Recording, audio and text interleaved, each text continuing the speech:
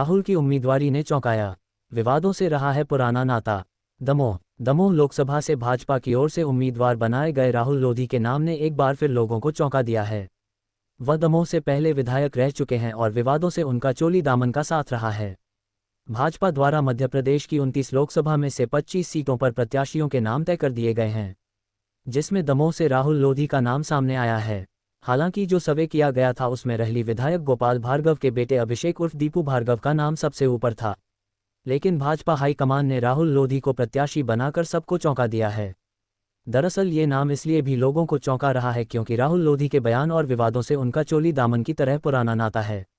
वह दमोह विधानसभा से विधायक भी रह चुके हैं। राहुल सिंह लोधी हिंडोरिया के गढ़ी परिवार से आते हैं और राजनीति उन्हें विरासत में मिली है। दमोह लोकसभा के अंतर्गत ही आने वाली बड़ा मलहरा सीट से उनके चचेरे भाई प्रद्युम्न लोधी भी 2 बार विधायक रह चुके हैं। 2018 के चुनाव में वह कांग्रेस के टिकट पर विधायक चुने गए थे। उसके बाद जब कमलनाथ सरकार गिर गई थी तब प्रद्युम्न ने कांग्रेस पार्टी का दामन छोड़कर भाजपा का दामन थाम लिया था। 28 सीटों पर हुए उपचुनाव में भी वह जीत गए थे। ठीक इसी तरह 2018 के चुनाव में राहुल लोधी को कांग्रेस ने अपना चेहरा बनाया था। उन्होंने वर्तमान विधायक एवं पूर्व वित्त मंत्री भाजपा के कद्दावर नेता जयंत मलैया को महज 798 मतों से शिकस्त देकर भाजपा के गढ़ पर कब्जा जमाया था। राहुल लोधी का यह मोहभंग कमलनाथ सरकार गिरने के महज 3 महीने बाद ही हो गया था। उन्होंने मेडिकल कॉलेज को मुद्दा बनाते हुए कांग्रेस से त्यागपत्र दे दिया और वह भाजपा में शामिल हो गए थे। इसके बाद शिवराज सिंह चौहान ने उन्हें वेयर हाउसिंग कॉरपोरेशन का अध्यक्ष बनाते हुए कैबिनेट मंत्री का दर्जा दिया था। भाजपा कार्यकर्ताओं के लाख विरोध के बाद भी पार्टी ने उन्हें दमोह विधानसभा के लिए 2021 में हुए उपचुनाव में अपना प्रत्याशी घोषित किया था, लेकिन वह कांग्रेस के प्रत्याशी अजय टंडन से 17,089 मतों के एक बड़े अंतर से चुनाव हार गए थे। इसके बाद यह माना जा रहा था कि राहुल लोधी का राजनीतिक करियर लगभग खत्म सा हो गया है, लेकिन जब 2023 के विधानसभा चुनाव के ठीक पहले एक बार फिर शिवराज सिंह चौहान ने उनके कार्यकाल को बढ़ा दिया था। इसके बाद ये तय माना जा रहा था कि उन्हें 2023 का विधानसभा टिकट नहीं मिलेगा और ठीक वैसा ही हुआ।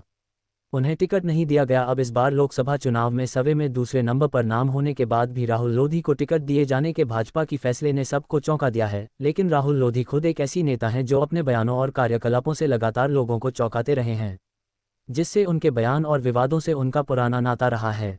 ऐसे हुई राजनीति की शुरुआत। दरअसल राहुल लोधी के राजनीतिक करियर की शुरुआत हिंडोरिया नगर परिषद से हुई। वह परिवार की प्रतिष्ठा की चलती न केवल वार्ड मेंबर का चुनाव जीते बल्कि अपने ही खास व्यक्ति को नगर परिषद अध्यक्ष और अपनी मां को नगर परिषद का उपाध्यक्ष और बाद में अध्यक्ष बनवाया था। इसके बाद 2014 में जब जिला पंचायत के चुनाव हुए तो वह सदस्य के रूप में टिकरी बुजुर्ग क्षेत्र से निर्वाचित होकर अध्यक्ष पद के लिए ताल ठोक रहे थे। उन्हें दमोह सांसद प्रहलाद पटेल का समर्थन हासिल था, लेकिन तत्कालीन वित्त मंत्री जयंत मलैया से राजनीतिक प्रतिद्वंदिता के कारण अंत में प्रहलाद पटेल के ही खासमखास शिवचरण पटेल को अध्यक्ष पद का उम्मीदवार बना दिया गया था, जिससे राहुल अध्यक्ष बनते बनते रह गए थे। कन्यादान योजना से शुरू हुआ विवाद। विधायक निर्वाचित होने के बाद 2019 में मुख्यमंत्री कन्यादान योजना के तहत उन्होंने अपने गृह नगर हिंडोरिया की नगर परिषद में 3000 कन्यादान विवाह की घोषणा करके सबको चौंका दिया। लेकिन तत्कालीन कलेक्टर जे विजय कुमार ने जब मामले की जांच के लिए 4 कमेटियां बनाई और विवाह समारोह की वीडियोग्राफी और सत्यापन अपनी निगरानी में कराया तो वहां आंकड़ा महज 1000 रह गया था। उस समय भी भाजपा ने यह आरोप लगाए थे कि दरअसल 3000 जोड़ों की शादी के पीछे एक बड़ा भ्रष्टाचार है, जो राहुल लोधी ने किया है। दूसरी बार राहुल लोधी उस समय चर्चा में आए जब उपचुनाव से महज 2 महीने पहले ही रेत कारोबारियों ने उन पर भ्रष्टाचार को लेकर गंभीर आरोप लगाए थे। तीसरी बार उपचुनाव में हार के बाद जब उन्होंने मलैया परिवार पर खुलेआम चुनाव हरवाने के आरोप लगाए थे, तब भी उनके बयान को लेकर काफी विवाद हुआ था। इस विवाद के चलते भाजपा की प्रदेश इकाई ने जयंत मलैया गुट के 5 मंडल अध्यक्षों और उनके पुत्र सिद्धार्थ मलैया को 6 वर्ष के लिए निष्कासित कर दिया था। जातिगत समीकरण बने कारण राहुल लोधी को टिकट देने के पीछे एक बड़ा समीकरण जातिवाद का भी है। दरअसल दमोह लोकसभा में 8 विधानसभा सीटें आती हैं, जिनमें दमोह की 4 सीटें दमोह, जबेरा, पथरिया और हटा शामिल हैं, जबकि छतरपुर जिले की 1 सीट बड़ा मलहरा, सागर जिले की 3 सीटें बंडा, रहली तथा देवरी आती है। इनमें से देवरी, बंडा, बड़ा मलहरा, जबेरा, दमोह तथा पथरिया विधानसभा में लोधियों की बहुलता है। ये समाज निर्णायक भूमिका में है और भाजपा लोधियों को संभवतः नाराज करना नहीं चाहती है, इसलिए भी राहुल को उम्मीदवार बनाया गया है।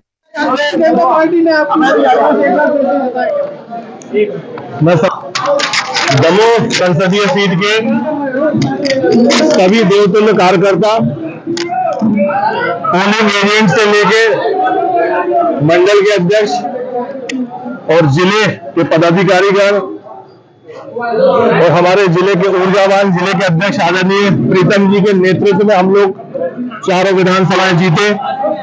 इसके बाद हमारे यहाँ के वर्तमान के चारों विधायक और पूर्व विधायक और हमारे माननीय सांसद प्रहलाद जी, और इसके बाद प्रदेश के हमारे शीर्ष नेतृत्व आदरणीय वीरी भाई साहब जी, आदरणीय हितानंद जी, मुख्यमंत्री जी, शिवराज जी और दिल्ली के हमारे शीर्ष नेतृत्व, सभी का मैं हाथ जोड़ के वंदन और अभिनंदन करता हूं और उनके चरण छू के उनको नमन करता हूं। सबको, एक एक कार्यकर्ता की मेहनत और अथक प्रयासों से और उनके ही मत से या उनके सुझाव से आज यह स्थिति हुई है कि दमोह लोकसभा सीट से मुझे प्रत्याशी चुना गया है। और आपके माध्यम से मैं विश्वास दिलाता हूं कि भारतीय जनता पार्टी के देवतुल्य कार्यकर्ताओं की जो मंशा है, जिस हिसाब से मुझे आज टिकट दी है, उनकी इच्छाओं पे, उनके सम्मान पे मैं अगले 5 वर्ष खड़ा उतरूंगा।